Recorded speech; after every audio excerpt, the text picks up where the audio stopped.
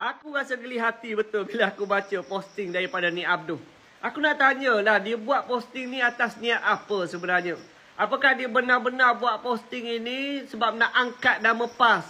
Ataupun sebenarnya nak malukan PAS? Mungkin walaupun lupa, tapi rakyat Malaysia tak lupa apa yang terjadi sewaktu Kerajaan Perikatan Nasional yang melibatkan isu timah. Tak apalah kalau ada walaupun yang lupa, yang terpercaya dengan modal macam ni, aku throwback balik nak bagi korang ingat. Sewaktu heboh isu yang melibatkan timah dalam keadaan rakyat tengah COVID, tengah sengsara tak dapat kerja, tiba-tiba keluar kenyataan daripada Wika Siong, menteri pada waktu itu, yang dia kata kabinet putuskan nama timah dikekalkan.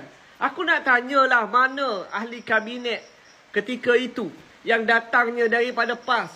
Kenapa korang tak boleh pertahankan benda ni? Rakyat pada waktu itu sangat tidak bersetuju dengan apa yang dibuat. Takkanlah tak ada nama lain selain daripada nama timah.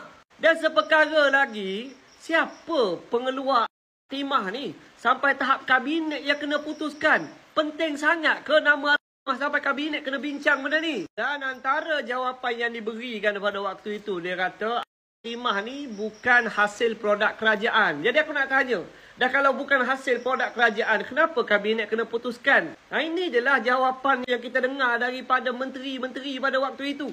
Yang mana dia nak alih isu ni, dia tak nak bertanggungjawab, lalu dia sebut bukan produk kerajaan. Lepas tu hari ni kononnya nak sembang, nak kata kalau PAS jadi PM, maka isu ni akan selesai.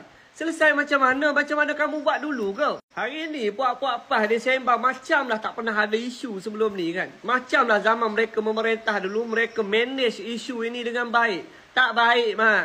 Setakat bagi jawapan macam ni, baik kat mana? Yang tu satu hal, ni yang lagi lawak. Yang mana dekat luar, dia guna kapasiti dia sebagai pimpinan PAS, dia keluar kenyataan.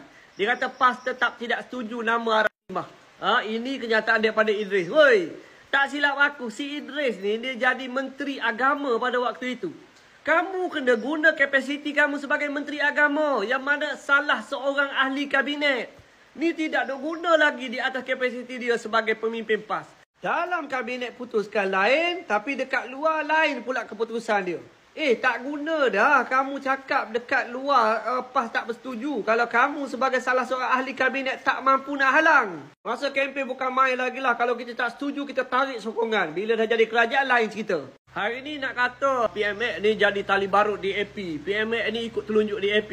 Tapi ketika Wika Siong keluarkan kenyataan ini, yang mana dia kata kabinet putuskan kekal nama tersebut, tak ada pun berbunyi. Dan sampai ke hari ni kita tengok Wika Siong ni dia pro kepada siapa? Sebab mungkin senang nak kawal PAS. Tiba-tiba hari ni dah jadi pembangkang ni modal yang dia mainkan. Kononnya kalau PAS jadi PM, selesai masalah. Selesai apa benda je. Selesai korang dulu dengan cara jadi pak turut. Tapi satulah soalan yang aku nak tanya. Sebab dekat sini macam kontroversi sangat. Bila dia kata jika PAS PM hari ini, calon PM tu daripada PAS ke? Bukan Hamzah Zainuddin ke? Bukan Muhyiddin ke? Siapa tah?